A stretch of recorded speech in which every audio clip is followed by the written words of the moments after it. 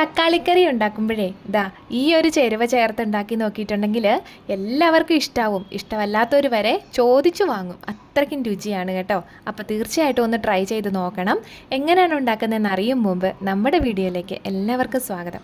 നമ്മൾ 2 തക്കാളിയാണ് എടുത്തിരിക്കുന്നത്. നല്ല പഴുത്തിട്ടുള്ള തക്കാളിയാണ്. അതിനാണ് രുചി കൂടുതൽ കിട്ടുന്നത് കേട്ടോ. അപ്പോൾ ചെറുതായിട്ട് അരിഞ്ഞെടുത്തിട്ടുണ്ട്. കനം കുറച്ചിട്ടാണ് അരിഞ്ഞെടുത്തിരിക്കുന്നത്.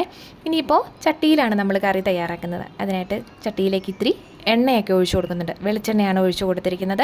എണ്ണയൊക്കെ ഒന്ന് ചൂടായി വന്നപ്പോഴത്തേക്കും സവോള നമ്മൾ ഒരെണ്ണം എടുത്തിട്ടുണ്ടായിരുന്നു. പൊടിയായിട്ട് അരിഞ്ഞതാണ് ഇട്ട് കൊടുത്തിട്ടുണ്ട്. പിന്നെ പച്ചമുളക് എരിവിനനുസരിച്ച് ചേർത്ത് കൊടുക്കാം. ഞാൻ ഒരെണ്ണം മാത്രമേ ഇട്ടിട്ടുള്ളൂ കേട്ടോ. ഇനി കുറച്ച് കറിവേപ്പിലയുണ്ട്. ഒരു കുഞ്ഞി കഷ്ണം ഇഞ്ചി ചതച്ചെടുത്തതാണ് ഇട്ട് കൊടുത്തിട്ടുണ്ട്. 4 വെളുത്തുള്ളി ചതച്ചത് ചേർത്ത് കൊടുക്കുന്നുണ്ട്. ഇനിയിപ്പോൾ ഇതെല്ലാം കൂടി ഇട്ട് കൊടുത്തിട്ട് നമുക്കൊന്ന് റെഡിയാക്കി എടുക്കണം. പിന്നെ ചട്ടിയിൽ കറി വയ്ക്കുന്നത് ഗ്യാസ് ഒരുപാട് ആവുന്നില്ല എന്നൊക്കെ ചോദിച്ചിട്ടുണ്ടായിരുന്നു കഴിഞ്ഞ ഒരു വീഡിയോയിൽ. ഗ്യാസ് കൂടുതലൊക്കെ ആവുന്നുണ്ട്, ഇല്ലായികയില്ല. എന്നാലും ചട്ടി ഒന്ന് ചൂടായി വന്നതിന് ശേഷം പിന്നെ എളുപ്പമാണല്ലോ, പെട്ടെന്ന് കറി റെഡിയാക്കാം. നിങ്ങൾക്കത് ബുദ്ധിമുട്ടാണ് എന്നുണ്ടെങ്കിൽ സാധാരണ തന്നെ പാത്രത്തിൽ റെഡിയാക്കി എടുക്കാവുന്നതേ ഉള്ളൂ കേട്ടോ. അപ്പോൾ നമ്മൾ സവോളയൊക്കെ ഇട്ട് കൊടുത്തതിന് ശേഷം ഒരു നുള്ള് ഉപ്പും കൂടെ നമുക്കതിലേക്ക് ചേർത്ത് കൊടുക്കാം. എന്തിനാണെന്നല്ലേ എല്ലാവർക്കും തന്നെ അറിയാം. എന്നാലും ചിലപ്പോൾ പാചകമൊക്കെ പഠിച്ച് വരുന്നവർക്ക് ചെറിയ സംശയങ്ങളൊക്കെ ഉണ്ടാവും. പറഞ്ഞൊന്ന് മാത്രമേ ഉള്ളൂ. നമ്മൾ ഒരു നുള്ള് ഉപ്പ് ചേർത്ത് കൊടുക്കുന്നത് സവോള പെട്ടെന്ന് വഴന്ന് കിട്ടാനായിട്ട് എളുപ്പമുണ്ടാവും. അതുപോലെ സവോള വഴറ്റി കൊടുക്കുന്ന സമയത്ത് തുറന്ന് വെച്ചിട്ട് മാത്രം ചെയ്യുക, അടച്ചു വെക്കേണ്ട കാര്യമില്ല. ഇടയ്ക്ക് ഇതുപോലെ ഒന്ന് ഇളക്കി കൊടുത്തിരുന്നാൽ മാത്രം മതി. ചെറിയൊരു കളർ ചേഞ്ച് വരുന്ന കണ്ടോ? അപ്പോൾ ആ ഒരു കളർ ചേഞ്ച് അത്രയും മതി. നമുക്ക് ഒരുപാട് ബ്രൗൺ കളറിലേക്ക് പോകേണ്ട കാര്യമില്ല. ആ ഒരു സമയത്ത് നമുക്കൊരു 1/4 ടീസ്പൂൺ മാത്രം മഞ്ഞൾപ്പൊടി ചേർത്ത് കൊടുക്കാം കേട്ടോ. അപ്പോൾ മഞ്ഞൾപ്പൊടിയും കൂടി ഇട്ട് കൊടുത്തതിന് ശേഷം 1-2 മിനിറ്റ് ഇതുപോലെ ഒന്ന് ഇളക്കി കൊടുത്ത് അതിൻ്റെ പച്ചമണമൊക്കെ നമുക്കൊന്ന് മാറ്റിയെടുക്കാം. ഇപ്പോൾ അതൊന്നും മാറിയിട്ടുണ്ട്. ഇനി നമുക്ക് അരിഞ്ഞു വെച്ചിരിക്കുന്ന തക്കാളികളെല്ലാം കൂടെ അതിലേക്ക് ചേർത്ത് കൊടുക്കാം കേട്ടോ. അപ്പോൾ തക്കാളി കഷ്ണങ്ങളെല്ലാം കൂടി ഇട്ട് കൊടുത്തതിന് ശേഷവും 1-2 മിനിറ്റ് ഇതുപോലെ ഒന്ന് വഴറ്റി റെഡിയാക്കി എടുക്കാവേ.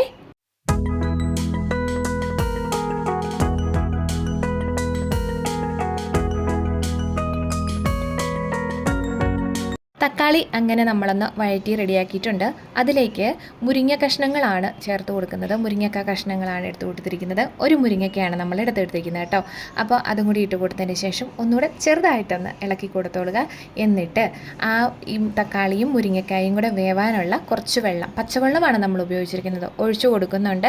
അതൊന്ന് നികന്ന് കിടക്കാൻ പാകത്തിന് വേണം ഒഴിച്ചു കൊടുക്കാനായിട്ട്. ഒത്തിരി അങ്ങോട്ട് പോകുക വേണ്ട, അതിൻ്റെ ആവശ്യമില്ല. ഇനിയിപ്പോൾ അതിലേക്ക് കുറച്ച് ഉപ്പും കൂടെ നമ്മൾ ചേർത്ത് കൊടുത്തിട്ട് ഒന്ന് ഇളക്കി കൊടുക്കണം. എന്നിട്ട് നമുക്ക് വേവാനായിട്ട് വെക്കാം. തക്കാളിയും മുരിങ്ങക്കായും ഒക്കെ ആയതുകൊണ്ട് അധികം നേരമൊന്നും എടുക്കത്തില്ല. ഇല്ലെങ്കിൽ മുരിങ്ങക്ക കുറച്ച് കഴിഞ്ഞിട്ട് ഇട്ട് കൊടുത്താലും മതിയാവും കേട്ടോ. തക്കാളി വെന്തതിന് ശേഷം ഇട്ട് കൊടുത്തെല്ലാം കൂടെ നമുക്ക് റെഡിയാക്കി എടുക്കാവുന്നതേ ഉള്ളൂ. ഞാനിപ്പോൾ ഇത് ഒരുമിച്ച് ഇട്ട് കൊടുത്തെന്ന് മാത്രം. ഇനിയിപ്പോൾ അതെല്ലാം ഒന്ന് റെഡിയാവട്ടെ. ഇനിയിപ്പോൾ നമ്മളൊരു ചീൻചട്ടി വെച്ച് കൊടുത്തിട്ടുണ്ട്. അതിലേക്ക് ഒരു സ്വല്പം എണ്ണ ഒഴിച്ച് കൊടുക്കുന്നുണ്ട്. നിങ്ങൾക്ക് നോൺ സ്റ്റിക്കിൻ്റെ തവ ഉപയോഗിക്കുന്നവരാണെന്നുണ്ടെങ്കിൽ അതിൻ്റെ അകത്തോട്ട് ഇട്ട് വേണമെങ്കിൽ നമുക്ക് ഈ തേങ്ങയൊക്കെ ഒന്ന് റെഡിയാക്കി എടുക്കാം. ഇതിപ്പോൾ എങ്ങനെയാണേലും കുഴപ്പമില്ല കേട്ടോ. അതിനകത്താകുമ്പോൾ എണ്ണയുടെ ആവശ്യം വരുന്നില്ലല്ലോ. അപ്പോൾ കുറച്ച് തേങ്ങ ചേർത്ത് കൊടുക്കുന്നുണ്ട്. തേങ്ങ കൂടുതലോ കുറവോ അതൊക്കെ അവനവൻ്റെ ഇഷ്ടമാണ്. പിന്നെ ഒരു 3-4 കൊച്ചുള്ളിയും കൂടെ നമ്മളിതിലേക്ക് ചേർത്ത് കൊടുത്തിട്ട് അതിൻ്റെ പച്ചമണം ചെറുതായിട്ടൊന്ന് മാറ്റിയെടുക്കാം. ലോ ടു മീഡിയം ഫ്ലെയിമിലിട്ടിട്ട് വേണം ചെയ്തെടുക്കാനായിട്ട്. തേങ്ങ വറുത്തെടുക്കുമ്പോൾ ഇത്തിരി സാവകാശം വേണം. കാരണം പെട്ടെന്ന് നമ്മൾ റെഡിയാക്കി എടുക്കാൻ പോയിട്ടുണ്ടെങ്കിൽ തേങ്ങയൊക്കെ നമുക്ക് കരിഞ്ഞു പോയെന്ന് വരും. അതുകൊണ്ടാണ്. അപ്പോൾ തീയലിന് റെഡിയാക്കി എടുക്കുന്ന അത്ര ഒന്നും വേണ്ട. ഏകദേശം ഒന്ന് ചെറിയൊരു ബ്രൗൺ കളറായിട്ട് വരുന്നുണ്ട്. നമുക്കൊരു സ്വല്പ സമയം അത്രമാത്രം വേണ്ടി വരുള്ളൂ. അങ്ങനെ വരുന്ന സമയത്ത് നമുക്ക് കുറച്ച് ചേരുവകൾ ഇതിലേക്ക് നമുക്ക് ചേർത്ത് കൊടുക്കാം. എന്താണെന്നല്ലേ, ഒന്നാമതായിട്ട് ഒരു പെരിഞ്ജീരകമാണ് നമ്മൾ ചേർത്ത് കൊടുക്കുന്നത്. ചെറിയതല്ല, വലിയ ജീരകം ഉണ്ടല്ലോ, അതാണ് ചേർത്ത് കൊടുക്കുന്നത്.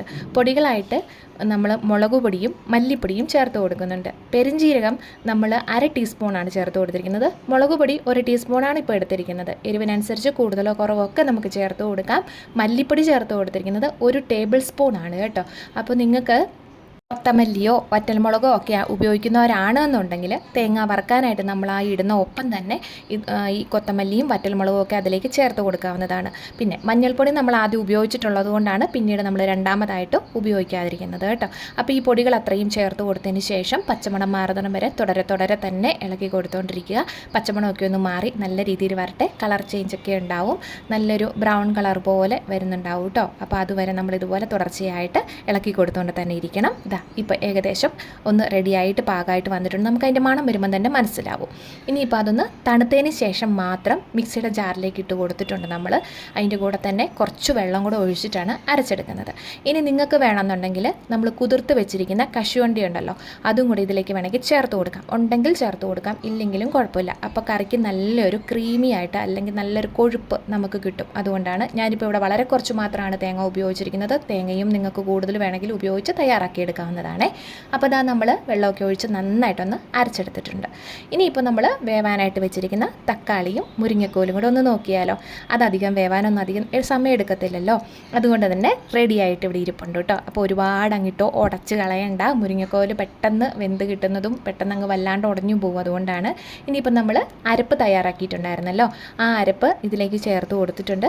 അതിനുശേഷം ഒന്ന് ഇളക്കിയും കൂടെ ഒന്ന് കൊടുത്തോളുക. ലോ ടു മീഡിയം ഫ്ലെയിമിലിട്ടിട്ട് ചെയ്തെടുത്താലും മതിയാവും. പിന്നെ ആ മിക്സിയുടെ ജാറ് കഴുകിയിട്ട് ഒരു കുറച്ചുകൂടെ വെള്ളം നമുക്ക് ചേർത്ത് കൊടുക്കാം. ചാറ് എത്രത്തോളം വേണമെന്നുണ്ടെങ്കിൽ ഈ ഒരു സമയത്ത് ചേർത്ത് കൊടുക്കാവുന്നതാണ്. പക്ഷേ ഞാനിവിടെ ഒരുപാട് അങ്ങ് എടുത്തിട്ടില്ല, കാരണം തേങ്ങ ഒരുപാട് ഞാൻ ഇതിനകത്ത് അരച്ചിട്ടില്ല. തേങ്ങ വളരെ കുറച്ച് മാത്രമാണ് ഉപയോഗിച്ചിരിക്കുന്നത്. അതുകൊണ്ട് തന്നെ കുറച്ച് വെള്ളം കൂടുതൽ പോയിട്ടുണ്ടെങ്കിൽ വല്ലാണ്ട് അങ്ങ് ലൂസായി പോവും. പിന്നെ കറി കാണാനോ കഴിക്കാനോ ഒരു ടേസ്റ്റ് ഉണ്ടാവില്ല. അതുകൊണ്ട് കേട്ടോ. അപ്പോൾ അതൊക്കെ അനുസരിച്ച് നിങ്ങൾക്ക് എന്താണോ ചെയ്യേണ്ടത് അതിനനുസരിച്ച് ചേർത്ത് കൊടുക്കാവുന്നതാണ്.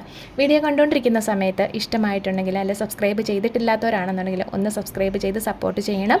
അതുപോലെ കമൻറ്റ് മസ്റ്റായിട്ടും ചെയ്യണം, കാരണം നിങ്ങളുടെ അഭിപ്രായങ്ങളാണ് ഞങ്ങൾക്ക് എപ്പോഴും അറിയാൻ പറ്റുക എങ്ങനെയാണ് എന്താണെന്നുള്ളത്. പിന്നെ ലൈക്കും അതുപോലെ ഷെയർ ചെയ്യാനും മറക്കരുത് കേട്ടോ, തീർച്ചയായിട്ടും ചെയ്യണേ. നമ്മുടെ കറി ഒന്ന് ചൂടായി വന്നിട്ടുണ്ട്, തിളയ്ക്കേണ്ട കാര്യമില്ല. ഇനിയിപ്പോൾ നമുക്ക് വേണം എന്നുണ്ടെങ്കിൽ ഒരു സ്വല്പം എണ്ണ ഒഴിച്ചിട്ടൊന്ന് കടുക് പൊട്ടിച്ച് ചേർക്കാം, നല്ല ടേസ്റ്റ് ആവും. അപ്പോൾ അതിനനുസരിച്ച് തന്നെ എണ്ണ ആദ്യം വളരെ കുറച്ച് ഉപയോഗിക്കുന്നവരാണെന്നുണ്ടെങ്കിൽ വളരെ കുറച്ച് മാത്രം ഉപയോഗിച്ച് റെഡിയാക്കി എടുക്കാവുന്നതാണ്. അങ്ങനെ നമ്മൾ കടുകും കൂടെ പൊട്ടിച്ചതിലേക്ക് ചേർത്ത് കൊടുക്കുന്നുണ്ട്. കറി ഒരുപാട് തിളച്ചു പോകരുത്. നമ്മളെല്ലാം വറുത്തും ഒക്കെ റെഡിയാക്കി എടുത്തിരിക്കുന്ന ആയതുകൊണ്ട് ഒന്ന് ചൂടായി വന്നതിന് ശേഷം എല്ലാം ഒന്ന് സെറ്റായി വരുന്ന താമസം അത്രയും മാത്രമേ ഉള്ളൂ. അപ്പോൾ ഈ പറഞ്ഞ പോലെ ചോറിനോ ചപ്പാത്തിക്കോ എന്തിൻ്റെ കൂടെ വേണേലും കഴിക്കാനും അടിപൊളി ടേസ്റ്റിയാണ്, ഹെൽത്തിയുമാണ്. നമ്മുടെ വീട്ടിൽ തന്നെ തയ്യാറാക്കി എടുക്കുന്നതാണ്. നമ്മുടെ കൊച്ചുമക്കൾക്ക് വേണ്ടിയിട്ടാണെങ്കിലും അടിപൊളിയാണ് കേട്ടോ. വേറൊരു വീഡിയോയുമായി കാണും വരെ ടാറ്റാ.